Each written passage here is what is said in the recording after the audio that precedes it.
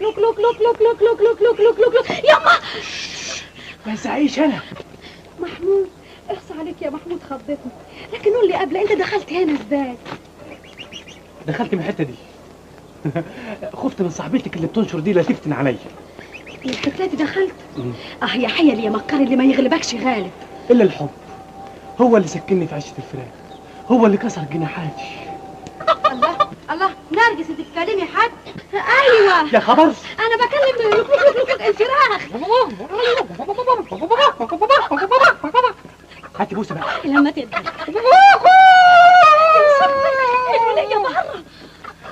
انا جايلك في مسألتين. انت عمرك ما تجيني الا في مسألتين. لا قول مسألة واحدة. مسألتين. مسألة واحدة. مسألتين. مسألة واحدة. مسألة واحدة. طب قول المسألة الأولانية. تياترو او موزيس اللي انا بشتغل فيه محتاج لمطربة. في وسط كلام مع المدير جبت له سيرتك وقلت له ان ايه؟ انت اتجننت يا محمود؟ سلامة عقلك. انا اشتغل بالتمثيل؟ حق دي كانت نينة. يا شيخة ما تاخديش بالك من كلام نينة. لا ما اقدرش. جو الفنون يا نرجس ما عندكيش فكرة بيسعد قد ايه. شوية حظ مع المطرب او المطربة يطلعوهم من السما. مجد، شهرة، فلوس. اهو انت عيبك يا محمود انك خيالي اكتر من اللازم. قلت لك ما يمكنش. ها، والمسألة التانية هي ايه؟ المسألة التانية مش من اختصاصي انا. الست امي هي اللي هتبلغها شخصيا للست امك، والليلة بالذات جاية عندكم في البيت.